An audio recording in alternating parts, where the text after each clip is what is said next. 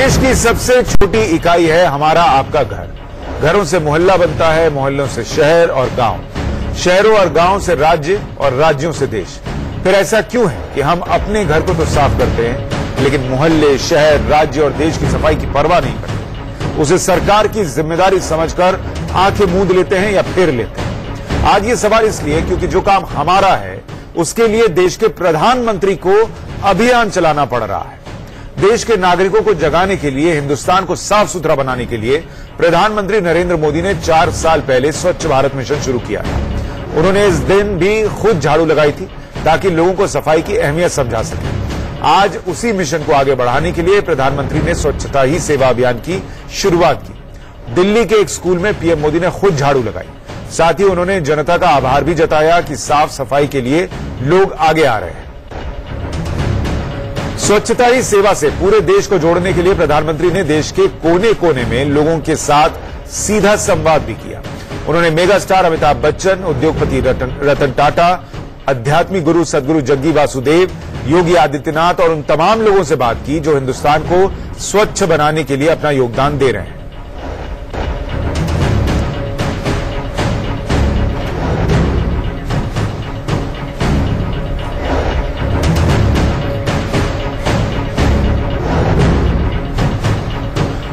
और इस पर हम चर्चा करेंगे और हमारे साथ कुछ खास हमारे सहयोगी जुड़ेंगे जो देश के अलग अलग हिस्सों में मौजूद हैं।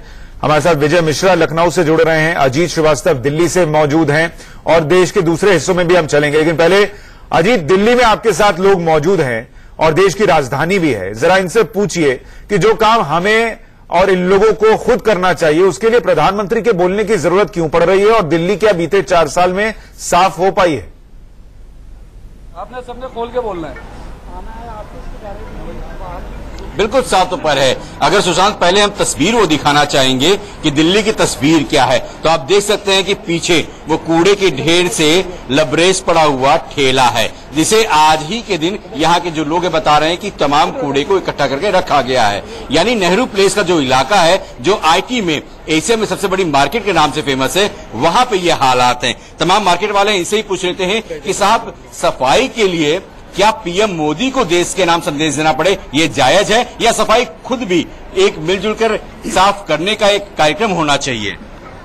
देखिए, मैं all Delhi computer trader association Nehru place से बोल रहा हूं। महेंद्र अग्रवाल मेरा नाम है, मैं प्रेसिडेंट हूं यहाँ मार्केट का। पहले तो मैं ये कहना चाहूंगा, अकेला हमारे देश के प्रधानमंत्री मोदी जी अकेले हैं जो सफाई अभियान की जिन्होंने शुरुआत की और अपनी तरफ से उन्होंने पूरी कोशिश की। अगर जो सफाई के नाम पे मैं कहना चाहूंगा, पहले तो हम लोग स्वयं दोषी हैं। हमको स्वयं चाहिए यहाँ पर सफाई करनी चाहिए। या आज आप मेट्रो में जब जाते हैं तो मेट्रो के अंदर आप क्या करते हैं? आप कहीं इधर उधर थूकते नहीं हैं, गुटखा नहीं खाते हैं, या आप इधर उधर कूड़ा नहीं फेंकते हैं। आप वहां पर आपको डर लगता है कि जुर्माना हो जाएगा। और जबकि यहाँ पर नेहरू प्लेस एशिया की बिगेस्ट मार्केट है। यहाँ पर मैं कहना चाहूंगा कि हमने पहले भी गौतम सही बात है। देखिए, ये बात तो सही है कि हम विदेश जाते हैं तो बदल जाते हैं, यहाँ रहते हैं तो अपने ही घर को, अपने ही शहर को, अपने मोहल्ले को गंदा कर रहे होते हैं। अजीत, मैं आपके पास दोबारा आऊंगा और लोगों की बात भी सुनूंगा। लखनऊ से एक रिएक्शन ले लूं ब्रेक पर जाने से पहले। विजय, वहां लोगों को क्या लगता है, बीते 4 साल में क्या पीएम की सुनकर लोगों ने लखनऊ को कुछ बदला है? साफ सफाई हुई है वहां? बिल्कुल सुशांत, मेरे साथ काफी सारे लोग खड़े हैं, लेकिन उसके पहले एक नजारा मैं आपको दिखाना चाहूंगा। ठीक मेरे दाहिनी तरफ एक मशहूर चाय की दुकान है और बाईं तरफ नगर निगम, यानी ये सिर्फ कुछ दूरियों पर है और नगर निगम जिसके जिम्मेदारी पर पूरी सफाई रहती है, वहां का नजारा दिखाना चाहूंगा कि किस तरह से यहाँ पर आप दाहिनी तरफ देखेंगे कि बाकायदा गंदगी आपको दिखेगी, जहां पर हर समय करीब 100 आदमी मौजूद आपको दिख जाएगा। लेकिन आप देखेंगे कि यहाँ पर कचड़े का डिब्बा भी रखा हुआ है, तो आपको बाहर कचड़ा दिख जाएगा। अगर यहाँ पर कहीं पर आपको साफ सफाई, यानी ये पार्क है, पार्क के अंदर किस तरह से थूका गया है, किस तरह से मसाले फेंके गए हैं, और ठीक वहां पर जो एक प्लेट धोता हुआ लड़का आपको दिख जाएगा जो ये बताएगा कि नगर निगम के पास ही यहाँ की दास्तान क्या है। महाबहस में आज हम चर्चा सीधे आम जनता से करें और सवाल ये कि देश के प्रधानमंत्री को बार बार ये याद क्यों दिलाना पड़ता है कि हमें देश को साफ रखना चाहिए, हमें अपने गली मोहल्लों, शहर, जिलों और देश को साफ रखने की जरूरत है। ये याद दिलाने की जरूरत क्यों पड़ती है और 4 साल में हमने अपनी जिम्मेदारी कितनी निभाई पीएम के याद दिलाने के बाद भी? हमारे साथ हमारे सहयोगी जुड़ रहे हैं। दिल्ली से अजीत हैं, लखनऊ से विजय मिश्रा, इंदौर से एहतियाब शेख, भोपाल से सरस्वती चंद और चंडीगढ़ से अमित भारद्वाज। इन तमाम लोगों के पास जाएंगे और हम पूछेंगे कि उनके साथ जो लोग मौजूद हैं वो क्या कहते हैं। लेकिन उससे पहले प्रधानमंत्री ने आज कई लोगों से चर्चा भी की, उनसे पूछा कि स्वच्छता अभियान को लेकर जो वो मुहिम चला रहे हैं उसमें किस तरीके से आगे बढ़ रहा है देश। सबसे पहले आपको सुनवाते हैं प्रधानमंत्री और अमिताभ बच्चन के बीच क्या बात है। 4 वर्ष पहले आपने देश का परिचय करवाया इस अभियान से, और तब से अपने आप को एक देश का नागरिक समझकर मुझे लगा कि ये मेरा कर्तव्य है कि मैं इस अभियान के साथ जुड़ूं और जो कुछ भी एक व्यक्तिगत तौर पे हो सके उसे करने का प्रयत्न करता रहूंगा। कई सारे जो प्रचार के अभियान थे उनमें मैं शामिल हुआ और उनका प्रचार किया, लेकिन मेरा ऐसा मानना है कि देखिए, अगर वो मेरी शक्ल और आवाज से प्रचार करवा रहे हैं तो इतना ही काफी नहीं है, व्यक्तिगत रूप से भी जुड़ना चाहिए। इसलिए कई एक ऐसी जगहों पर हमने जाकर के स्वयं काम किया। उदाहरण के रूप में मैं आपको बताना चाहूंगा कि यहां मुंबई में एक वर्सोवा बीच है, जिसे जब मैं वहां पहुंचा तो देख करके आश्चर्यचकित हो गया, क्योंकि बीच तो दिख ही नहीं रही थी, केवल वहां पर कूड़ा था और कुछ नहीं। जो कुछ भी इंसान समुद्र के अंदर फेंक रहा था वही समुद्र वापस जमीन को दे रहा था। वहां पर जाकर के हमने स्वयं काम किया। अमिताभ जी, आपका योगदान तो मैं उन दिनों से ही देख रहा हूं जब मैं गुजरात का मुख्यमंत्री था। आज पूज्य बाबूजी तो नहीं रहे, न ही पूज्य माताजी रही, लेकिन जहां भी है वहां आपके इस योगदान को देखकर उनको असीम आनंद होता होगा। मुझे याद है 2 वर्ष पहले आपने हरिवंश राय जी के जन्म दिवस के अवसर को स्वच्छता के साथ जोड़ा था। उनके काव्यात्मक परिचय मिट्टी का तन, मस्ती का मन, क्षण भर जीवन, मेरा परिचय को आपने स्वच्छता को समर्पित किया था और आपने लिखा था, स्वच्छ तन, स्वच्छ मन, स्वच्छ भारत मेरा परिचय। महान कवि की महान पंक्तियों से देश को प्रेरित करने के लिए मैं हृदय से आपका आभार व्यक्त करता हूं। तो प्रधानमंत्री कर रहे हैं, अमिताभ बच्चन कर रहे हैं, देश की सफाई में योगदान दे रहे हैं। क्या हम और आप दे रहे हैं? पहले चलते हैं चंडीगढ़, अमित भारद्वाज के पास। चंडीगढ़ कई मायनों में बहुत खूबसूरत शहर माना जाता है अमित, और उसकी चर्चा हर बार दिल्ली में बैठे लोग तो जरूर करते हैं कि दिल्ली के आसपास कोई बहुत अच्छा शहर है तो चंडीगढ़ है। लेकिन सफाई के मामले में चंडीगढ़ वो योगदान दे रहा है जो पीएम कह रहे हैं? देखिए, सबसे पहले मैं आपको बताना चाहूंगा कि पूरे देश में अगर चर्चा होती है चंडीगढ़ की तो उसकी खूबसूरती और उसकी स्वच्छता को लेकर होती है। ये अभियान जो है 4 साल पहले शुरू हुआ है, लेकिन चंडीगढ़ की स्वच्छता के जो चीजें बोली जाती है चंडीगढ़ की स्वच्छता को लेके वो काफी पहले से है। लेकिन आज जो सूरत हाल है वो मैं आपको पहले दिखाना चाहता हूं। ये एक स्कूल के पास का नजारा है, चंडीगढ़ का सबसे महत्वपूर्ण और हार्ट ऑफ द सिटी ये सेक्टर है, सेक्टर 22। ये सबसे ज्यादा बीचों बीच चंडीगढ़ के बना है, काफी खूबसूरत एरिया था, लेकिन अब इसका हाल देख सकते हैं। चंडीगढ़ के लोग पूरा योगदान दे रहे हैं, काफी अच्छा मुहिम है, ये 4 साल से हो रही है। लोगों से बात करते हैं कि कहां कमी रह गई जो चंडीगढ़ अपनी खूबसूरती को छोड़ते जा रहा है। जी, आपका क्या नाम है? मेरा नाम राजन है और मैं 22 का ही वासी हूँ। सर, पिछले 4 सालों में जितना भी है वो देख लिया आपके सामने। क्या आज सफाई अभियान लगा रखा है, कितना गंद, जगह जगह गंद पड़ा हुआ है। ये शहर तो चंडीगढ़ पहले ही साफ था इतना, अब आप देख लो सफाई अभियान में इसका क्या हाल है। क्या नाम है आपका? अंशुल बजाज जी। अंशुल, क्या कहना है, स्वच्छता अभियान के कामयाब हो रहा है चंडीगढ़ में? अभी तक तो इतनी कोई खास सफलता प्राप्त नहीं हुई है, क्योंकि 3-4 दिन से यहाँ पे स्ट्राइक थी कूड़ा उठाने वालों की, तो वो नहीं आए थे, तो आम जनता ने कूड़ा जो है वो यहाँ फेंक रखा है। यहाँ स्कूल के पीछे फेंकने से अच्छा सरकारी डस्टबिन लगे हुए हैं, वहां पे कूड़ा फेंकना चाहिए था। आम जनता को भी जागरूक होना चाहिए, बढ़ चढ़ के हिस्सा लेना चाहिए हमारे सफाई अभियान में। क्या नाम है आपका? सर, मेरा नाम राहुल है। राहुल, इतनी दिक्कत क्यों है? सर, ये स्कूल के बिल्कुल मतलब कि मेरा घर साथ में ही है, 2-3 घर छोड़ के उसके बिल्कुल साथ में ये कूड़ा बहुत ज्यादा डाला गया है, मतलब कि कोई सफाई पे ध्यान नहीं देता, सारे के सारे आते हैं यहाँ कूड़ा फेंक के चले जाते हैं, मतलब तो योगदान उस तरह से नहीं मिल पा रहा है। और दूसरा, अमित, सफाई कर्मचारियों की स्ट्राइक इतने लंबे तरीके से सबसे बड़ी बात यही है, लोग कह रहे हैं कि सफाई कर्मचारियों की स्ट्राइक है, ठीक है वो समझा जा सकता है, लेकिन बावजूद उसके डस्टबिन लगे, आप वहां फेंकने की बजाय स्कूल की दीवार के पीछे फेंक रहे हैं, इतनी दूर आ रहे हैं तो वही डस्टबिन में जाकर फेंक देते। ये छोटी छोटी बातें अब देश का प्रधानमंत्री सिखाने बैठे तो उस देश को अपने आप पर शर्म आनी चाहिए कि हम क्या कर रहे हैं। कोई प्रधानमंत्री हमको बताएगा तब हम साफ रहेंगे क्या? अमित, बहुत शुक्रिया आपका, लेकिन मैं चलता हूं इंदौर। एहतियाब शेख हमारे साथ हैं। इंदौर वो शहर है जो सफाई की मिसाल पेश करता है और कुछ साल पहले ऐसा नहीं था और अब इंदौर जो है वो सफाई के मामले में अव्वल है। एहतियाब, ये बदलाव कैसे हुआ इंदौर में और वहां के लोग ऐसा क्या करते हैं जो दिल्ली, चंडीगढ़ या लखनऊ और दूसरे शहरों में लोग नहीं कर रहे हैं?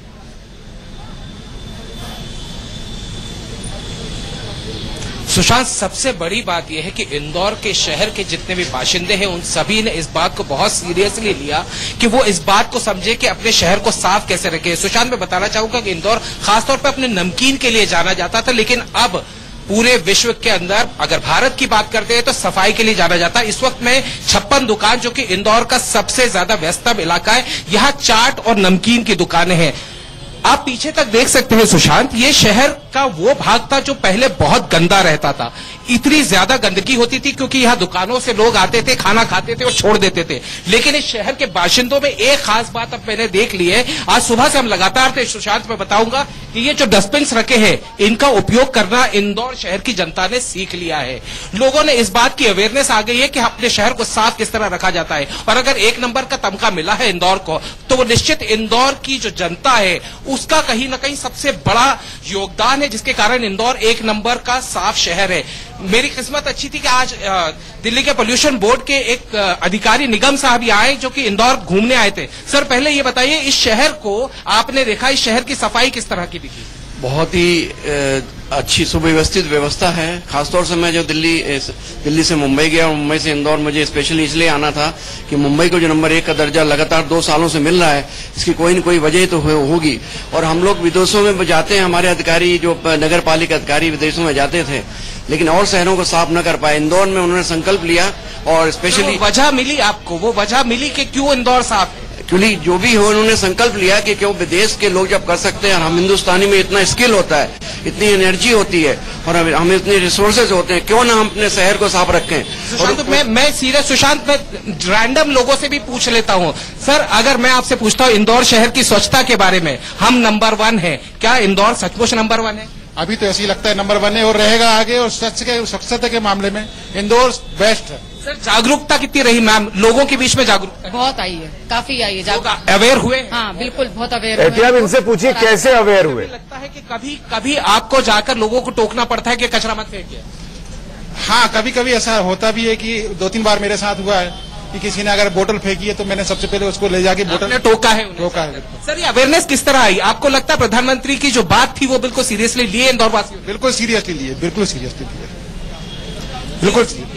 सर, मैं आपसे भी जानना चाहूंगा कि इंदौर साफ सफाई के मामले में आप इसको किस तरीके से देख रहे हैं और इंदौर की जो जनता है वो किस तरह अवेयर हुई? सर, बहुत कुछ पहले से बहुत कुछ प्रोग्रेस हो गई है, ऐसा लगता नहीं था, बाकी बहुत कुछ संतुष्टि भी हुई है और बहुत अच्छा लगा। अच्छा, निगम की गाड़ियां आती है मैम आपके? बिल्कुल बिल्कुल आती है। वहाँ आपके पीछे एक बच्ची भी है, उससे पूछिए कि उसने क्या किया है ये 2-3 सालों में। सबसे बड़ा फॉर्मूला, ये बच्ची जो आगे से गुजर रही है, जरा इससे पूछिए। बिल्कुल बिल्कुल, ये मिलकर सुशांत, मुझे ये बच्ची मिल गई है। बेटू, आप इंदौर में रहते हैं? मैं रतलाम में रहती हूँ। अच्छा, इंदौर आप आए थे तो इंदौर आपको साफ दिख रहा है? यस। सफाई दिखती है यहाँ पर? हाँ। अच्छा, आपने एक बात बताइए, अवेयरनेस यहाँ लोगों में है कि सड़क पे कचरा नहीं फेंकना चाहिए, ऐसा लगता है आप लोग? सड़क पे कचरा नहीं फेंकना चाहिए। नहीं फेंकना चाहिए? नहीं फेंकना चाहिए। सुशांत, बच्चे तो समझ गए हैं कि कचरा सड़क पर नहीं फेंकना चाहिए। बुजुर्ग भी मेरे साथ में, सुशांत, मैं उनसे भी बात कर लेता हूँ। सर, जो इंदौर की जनता है उसने कितना इस सफाई अभियान को अपने अंदर उतारा है? वो जो है 2 बास्केट इकट्ठे करते हैं घर के, उसमें गीला कचरा अलग, सूखा कचरा अलग, वो बास्केट रखते हैं। नगर निगम की गाड़ी आती है, वो अलग अलग अपना ले लेती है, अलग कचरा डालती है। ठीक है, एक सवाल समझ में आई। देखिए, एक चीज समझ में आ गई, इंदौर अगर नंबर 1 नहीं था और नंबर 1 हुआ तो बिना पब्लिक के योगदान के नहीं हुआ है और बिना उसके हो भी नहीं सकता। इसलिए सबसे बड़ी बात जो प्रधानमंत्री कहते हैं कि हमारा योगदान जरूरी है। पीएम बोल दें मशीनें विदेश से खरीद कर ले आइए, उससे नहीं होगा। जब तक हम और आप नहीं करेंगे वो नहीं होगा। दिल्ली से अजीत हमारे साथ है। अजीत, मैं माफी चाहूंगा, आपको बीच में रोका था मैंने। अब जरा इन लोगों से पूछिए कि इंदौर कर सकता है तो देश की राजधानी क्यों नहीं कर सकती? दिल्ली क्यों नहीं कर सकता? साफ क्यों नहीं रह सकती दिल्ली? बिल्कुल साफ तौर पर है, बिल्कुल साफ तौर पर है, देश की राजधानी है। चलिए इनसे पूछ लेते हैं कि जब इंदौर एक छोटा शहर होकर जब सफाई में नंबर 1 हो सकता है, फिर दिल्ली क्यों नहीं? दिल्ली पीछे क्यों रह जाती है? आपकी बात बिल्कुल सही है। दिल्ली के अंदर क्या है कि एमसीडी को बहुत सारे कार्यकर्ता जो काम करने वाले हैं उनको सैलरी नहीं मिल रही है, इसलिए यहाँ पे कोई काम करने सैलरी नहीं मिलती। लेकिन क्या लगता है कि काम तो होना चाहिए, सफाई तो है, क्या आप लोग को नहीं है कि आप लोग को आगे बढ़ के हिस्सा लेना चाहिए सफाई में? सर, हमने इनको कई बार अप्रोच किया कि ये जो रिस्पॉन्सिबिलिटी हमें दे दी जाए, एसोसिएशन को दे दी जाए, इसके लिए भी वो तैयार नहीं है। ना करेंगे ना करने देंगे, ये वाली कहानी हो रही है। नर्वस को ये कहानी है, ना करेंगे ना करने देंगे। लेकिन तो कोई तो जिम्मेदारी लेगा साहब, कौन लेगा जिम्मेदारी? इसकी जिम्मेदारी सरकार को भी लेनी पड़ेगी और हर पब्लिक को भी लेनी पड़ेगी ताकि ये काम आगे बढ़ सके। अजीत जरा इनसे पूछिए, इनमें से कितने लोग ऐसे हैं जो ये दावे के साथ कह सकते हैं कि उन्होंने सड़क पर कचरा नहीं फेंका है कभी? अगर आदमी अपने आप पे अगर अनुशासन कर लेगा तो दूसरों पे भी वो अनुशासन कर सकता है। चलिए साथ पर ये सवाल ही इन लोग से पूछ लेते हैं कि चलिए आप लोग से समझ लेते हैं कि क्या भैया कभी आपने ऐसा है कि रास्ते में गए कचरा सड़क पे ही फेंक दिया हो? कभी फेंका नहीं फेंका? नहीं। आप तो बड़े सेफ लग रहे हैं। कभी आपने फेंका नहीं फेंका? मैं भी नहीं फेंकता हूँ कभी। तो फिर गंदगी कहाँ से आती है? कचरा फिर नहीं फेंका रोड पे कभी? नहीं, रोड पे तो फेंका रहा। पहले फेंका था।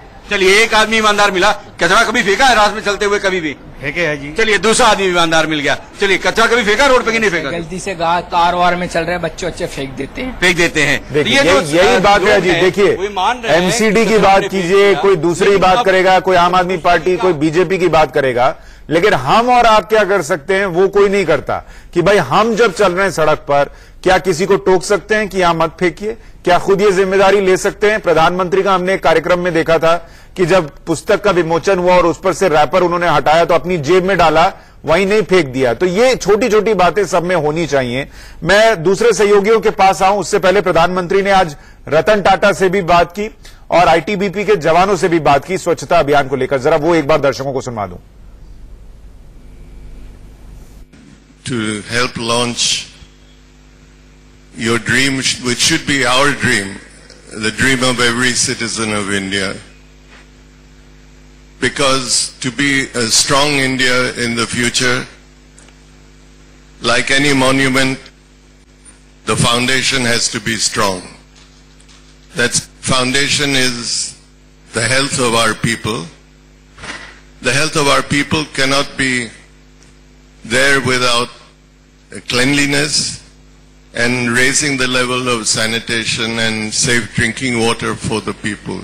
रतन टाटा जी, आपका और आपके सहयोगियों का मैं बहुत बहुत आभार व्यक्त करता हूं। राष्ट्र निर्माण के लिए आपने खुद और आपके परिवार ने हमेशा समर्पण के भाव के साथ काम किया है। स्वच्छता को लेकर भी आपने खुद इनिशिएटिव लिया है। आईटीबीपी की सभी चौकियों ने लद्दाख से लेकर अरुणाचल प्रदेश तक सभी सीमावर्ती क्षेत्रों में एक एक गांव को गोद लिया है और यहां पर आईटीबीपी निरंतर लगातार स्वच्छता अभियान चला रही है। हमारी आईटीबीपी लुकुंग चौकी द्वारा स्थानीय पैगोंग इलाके के 5 गांवों में लगातार स्वच्छता अभियान चला रखा है और आने वाले 15 दिनों में हम लगातार इस स्वच्छता अभियान को चलाएंगे। आईटीबीपी माननीय महोदय प्रधानमंत्री जी के द्वारा शुरू किए गए स्वच्छता ही सेवा के अभियान को सफल बनाने हेतु दृढ़ संकल्पित है। देश को आपकी सेना के जवानों की जहां भी जरूरत पड़ती है, आप सबसे पहले हाजिर रहते हैं। सीमा पर दुश्मनों से मोर्चा लेना हो, बाढ़ के संकट से निपटना हो, या हमेशा आपने सबसे पहले देश को ऊपर रखा है, आगे रखा है। अब स्वच्छता के लिए आपका ये योगदान भी देश को गौरवान्वित कर रहा है। तो देश के सैनिक भी कर रहे हैं, लेकिन जरूरत यह है कि स्वच्छता का सैनिक हर आदमी बने यहां पर, और जो गंदगी है उसके खिलाफ जंग छेड़े, जो कि हम सबको मिलकर करनी होगी या छेड़नी होगी। और इस पर हम बात कर रहे हैं तमाम सहयोगियों से, जिनके साथ बहुत सारे लोग हैं। मुंबई चलते हैं, अभिषेक वहां पर मौजूद हैं। अभिषेक, मुंबई तो लगातार जागता रहता है, लेकिन सफाई के मामले में लोग सोए रहते हैं क्या? बिल्कुल सही कहा आपने सुशांत की, सही कहा। मुंबई कॉस्मोपॉलिटन सिटी है, यहाँ पे तमाम देश के तमाम अन्य हिस्सों से लोग यहाँ पर रहा करते हैं, लेकिन सही कहा कि मुंबई में साफ सफाई के मद्देनजर उतना शायद यहाँ पर लोगों के बीच में जो कह सकते हैं कि जो जागरूकता नहीं, जिसकी वजह से साफ सफाई यहाँ पर कम होती है। हमारे साथ एक एनजीओ के साथ काम करने वाले जो है राजेंद्र मेहता जी, जो संस्थापक है आरजू नामक संस्था के, ये जगह जगह घूमकर झाड़ू हाथ में लेकर जगह जगह घूमकर लोगों को यह समझाते हैं कि भाई साफ सफाई आप रखो, वरना सेहत के लिए हानिकारक है। राजेंद्र जी, आप झाड़ू हाथ में लिए हैं और जगह जगह घूमकर आप दादर में इस वक्त मौजूद हैं, किस तरह के लोगों को संदेश देते हैं आप? हम यही देना चाहते हैं, लोगों को यही बताना चाहते हैं कि बाहर क्या हो रहा है, कैसे लोग गंदगी कर रहे हैं, उस पर मत जाइए। हम क्या कर रहे हैं वो इम्पोर्टेंट है। हम कितनी साफ सफाई कर सकते हैं, इस देश को कितना स्वच्छ बना सकते हैं वो इम्पोर्टेंट है। इसलिए हम क्या कर रहे हैं, सोसाइटी घूम रहे हैं। जैसे ये पारसमणि सोसाइटी है, रत्नमणि सोसाइटी, आज हमारा ये 2 टारगेट था, तो आज हमने इन लोगों को सबको इकट्ठा करके, शनिवार था हाफ डे रहता है, लग रहा है गंदगी यहाँ पे दिख रही है। यस, आप देख सकते हैं काफी गंदगी यहाँ पर है, और आज हमने इनको समझाया गीला कचरा और ये। अभिषेक, इनसे पूछिए, बीते 4 साल में जब से पीएम ने कहा है कि साफ रखना है देश को, इनको कोई फर्क दिखा बीते 4 साल में?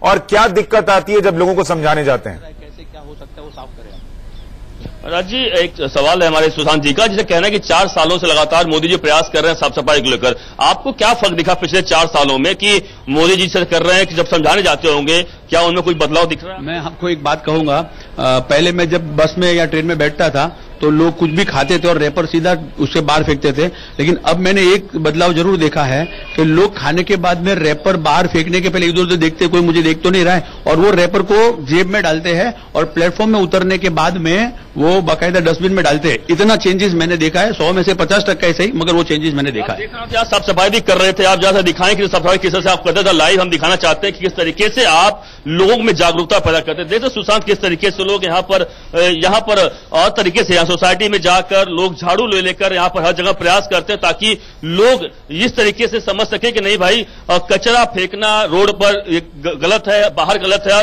और सही में सेहत के लिए हानिकारक है। इसलिए लोग देखिए, यही बात है। देखिए, कोई आएगा झाड़ू लेकर सफाई कर देगा, वो अच्छी बात है, लेकिन अगर आप फेंकेंगे ही नहीं और जो डस्टबिन बना हुआ है उसमें ही फेंकेंगे तो इसकी जरूरत नहीं पड़ेगी। और जो साहब कह रहे थे कि 50% यानी 50% असर दिख रहा है, अगर वो बदलाव धीरे धीरे और तेज होगा तो शायद असर देश में दिखने लग जाएगा। लखनऊ चलते हैं, विजय मिश्रा हमारे साथ वहां से है। तहजीब का शहर है विजय भाई, लेकिन क्या ये तहजीब लोगों में सिखानी पड़ती है कि भाई यहां कचरा मत फेंकिए और शहर को साफ रखिए? बिल्कुल सही कहा आपने। ये नवाबों का शहर भी कहा जाता है, तहजीब का शहर भी कहा जाता है, कई नामों से मशहूर है लखनऊ। और जाहिर सी बात है कि स्वच्छता अभियान को लेकर के बातचीत हो रही है, तो जाहिर है कि यहाँ पर भी कुछ न कुछ अलग नजारा रहता है। काफी सारे लोग हैं, इनके विचार भी मैं लेता हूँ कि क्या कहना चाहते हैं लोग, किस तरह से देखते हैं। एक बार 4 साल बाद फिर प्रधानमंत्री को एक बार फिर से अपील करनी पड़ी कि स्वच्छता को लेकर के वो नजारा नहीं पेश हो सका जो होना चाहिए था। किस तरह से देखते हैं, क्या कहना चाहेंगे? प्रधानमंत्री जी जो कर रहे हैं अच्छा कर रहे हैं, बट जिस तरह यहाँ पर आप खुद देख रहे हैं कितनी गंदगी है यहाँ पे, फुटपाथ को भी सफाई की जगह गंदा किया जा रहा है। बट नगर निगम के जो लोग हैं टाइम पे नहीं पहुंचते हैं, वो कूड़ा वहीं घर के सामने, कोई किसी के घर के सामने कहीं डालते। प्रधानमंत्री जी का कहना है कि नहीं, जनता भी थोड़ा सहयोग दे, जनता भी साफ सफाई करे। जनता सहयोग कितना करेगी? जनता सहयोग जितना कर सकती है उतना करेगी। कुछ जो इन लोगों को गवर्नमेंट सैलरी दे रही है उनको भी करना चाहिए ना। जगह पे जो डस्टबिन बोला गया था, डस्टबिन नहीं है, जब थोड़ा डिस्टेंस पे डस्टबिन रखे जाए तो आदमी वहां पे डाल भी दे। मसाला थूक दिया, रैपर फेंक दिए, हर जगह तो गंदगी दिखती है। मुझे तो नहीं लगता इतनी सफाई हुई, बट हाँ 100% में से मैं 30% बोलता हूँ कि हाँ सफाई हुई है। ठीक है, जो रेल में लोग रैपर वगैरह फेंक देते थे वो अब नहीं फेंकते हैं, वो डस्टबिन में डालते हैं या पॉकेट में रख लेते हैं। मतलब कहा जा रहा है कि भाई जनता का उतना सहयोग नहीं रहा जितना सहयोग होना चाहिए, क्योंकि जाहिर है कि प्रधानमंत्री आज फिर उन्हें झाड़ू उठानी पड़ी। किस तरह से देखते हैं उनके सफाई अभियान को और क्या कहना चाहेंगे? नहीं, ये बिल्कुल सही बात है कि जो जनता का मतलब योगदान होना चाहिए वो हो नहीं पा रहा है। कोई भी गवर्नमेंट कितना भी कर ले, कुछ भी कर ले, जब तक लोग जागरूक नहीं होने हैं कुछ नहीं होने वाला है। हम लोग कितना भी कर ले, कुछ भी कर ले, गवर्नमेंट है आपसे अपील कर रही है, सब कुछ कर रही है बार बार। अब हम लोगों को क्या जागरूक होना पड़ेगा। प्रधानमंत्री जी लाख बार अपील कर लेंगे, कोई और भी सरकार आएगी, कांग्रेस ने भी किया था, सब कुछ नहीं होने वाला, कांग्रेस बीजेपी कोई भी, जब तक हम खुद जागरूक नहीं होंगे, अपनी चीज को लेकर खुद सफाई नहीं करेंगे। हम कह रहे हैं हम खुद सफाई करते छोटे थोड़ी हो जाएंगे, हम अपना कर लेंगे, सब लोग नहीं करेंगे ना, चीजें वहां जाके बिगड़ जाती हैं। कांग्रेस भी आएगी, अपील करेगी, कांग्रेस के प्रधानमंत्री आके हर घर तो नहीं साफ कर सकते, वो अपील कर सकते हैं। अब आप हो गए मोदी भक्त हो गए, लेकिन मोदी भक्त नहीं है सर। देखिए मामला ये कि जो सच्चाई है, प्रधानमंत्री अपील ही तो कर सकते हैं। अभी आप टैक्स लगा दो। देखिए विजय, सीधे तौर पर इसको इस तरीके से कहें कि इस देश में पानी, मान लीजिए अगर स्वच्छता अभियान की बात करें तो पानी ठहरा हुआ था, पीएम ने उसमें हलचल तो पैदा की है, लेकिन अगर जो कश्ती है उसको पार लगाना है तो चप्पू खुद चलाना होगा। आप ये सोचेंगे कि कोई आकर मेरी नाव पार लगाएगा, ये नहीं होगा, और ये योगदान हम सबको देना होगा। भोपाल से सरस्वती चंद हमारे साथ है। सरस्वती, मैं आपके पास आऊं उससे पहले पीएम ने आज आदिवासी महिलाओं से भी बात की और जग्गी वासुदेव से भी बात की है स्वच्छता अभियान को लेकर, उसका एक हिस्सा जरा दर्शकों को सुनवाना चाहता हूं।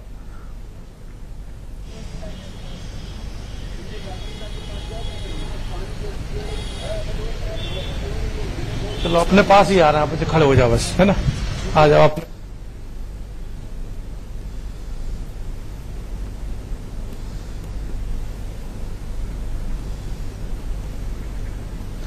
चलिए वो अभी आपको थोड़ी देर में हम सुनवा देते हैं। सरस्वती, आपके पास आते हैं। भोपाल के लिए भी यही कहा जाता है कि जो आज इंदौर खूबसूरत है, साफ है, कमोबेश वैसी स्थिति भोपाल की है। और आपने बहुत सारे सहयोगियों को देश के अलग अलग हिस्सों से सुना जो लोगों की राय वो रख रहे थे। भोपाल में ऐसा क्या अलग है कि वहां साफ सफाई जो है वो बाकी शहरों के मुकाबले बेहतर है? आपका अनुभव और लोगों का अनुभव क्या है?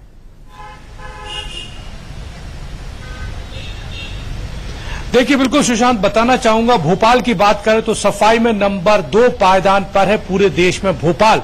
यहाँ पर अलग अलग डिविजन्स, अलग अलग पार्ट्स में है। डिवीजन एक पार्ट्स में है भोपाल, एक नया भोपाल, दूसरा पुराना भोपाल। नया भोपाल की बात करें तो यहाँ पर काफी स्वच्छता दिखाई देती है, लेकिन पुराने भोपाल में चूंकि कंजेस्टेड है तो वहां पर अभी भी गंदगी का आलम है, लोगों को शिकायत है। हम सीधे लोगों से बात करते हैं। आप बताइए, महिला हैं, कितनी सफाई है? क्या लग रहा है कि जो नगर निगम है, जो कर्मचारी वो आते हैं क्या? नहीं आते सर, आते हैं मगर चालान काट के चले जाते। 5,000 रुपए का चालान कटता, ना डस्टबिन रखते ना कुछ रखते। सर मैं एक दुकान लगाती हूँ, मुझ पे खुद 5,000 का चालान काट के जा चुके, दुकान हटाई जा चुकी, मगर डस्टबिन नहीं है, गंदगी चारों तरफ फैली हुई है सर। तो बहुत दिक्कत है, मतलब लग रहा है कि दावा कर रहे हैं नंबर 2 का, लेकिन है नहीं। नहीं है सर। खुद दुकान लगाती जी सर बिल्कुल बिल्कुल। पूरी गंदगी 10-12 अधिकारी को फोन लगाना पड़ता जब भी गाड़ी नहीं आती। फोन नंबर जो हेल्पलाइन है वो अगर आप लगाती हैं तो वो आते हैं? नहीं आते सर, बिल्कुल नहीं आते। 10 बार फोन करने में भी कचरा आप देखिए इतना पड़ा हुआ, साइडों में लगा के झाड़ू लगा के चले जाते हैं, ना कोई आता है, सिर्फ देखते हुए अधिकारी चले जाते हैं। सुशांत, ये पीड़ा हमने देखी। हम दूसरे लोगों से बात करते हैं। कितने संतुष्ट हैं आप भोपाल में सफाई से? भोपाल में जहाँ तक सफाई का सवाल है तो अभी भी कई जगह ऐसी हैं जहाँ पे सफाई नहीं होती है, या जो कचड़े वाले आते हैं वो तुरंत सीधे निकल जाते हैं, महिलाओं को कचड़ा निकालने का समय भी नहीं मिलता है। इस तरह की दिक्कतें हैं। आप बताएं, क्या साफ सफाई है? क्या आप तो काम करते हैं, लग रहा है साफ सफाई नहीं है क्या? ठीक है, बहुत शुक्रिया सरस्वती चंद, आपका भी। अभिषेक, अजीत, विजय, एहतियाब शेख, सब आप सभी का बहुत शुक्रिया, और आपके साथ जिन लोगों ने वक्त निकालकर हमारे इस कार्यक्रम में हिस्सा लिया उनका शुक्रिया। लेकिन सीधी सी बात गांठ बांध लीजिए कि अगर आपका बच्चा है उसको तमाम बातें सिखा दीजिए, लेकिन पढ़ाई उसको खुद करनी पड़ती है, तभी वो पास होता है। और ये देश तभी पास होगा स्वच्छता के मामले में जब हम और आप योगदान देंगे। ठीक है, सिस्टम में कुछ कमियां हो सकती हैं, लेकिन खुद से दिल पर हाथ रख के पूछिए कि सिस्टम की खामी को थोड़ी देर अलग रखकर आप जो कर सकते थे, क्या आप वो कर रहे हैं?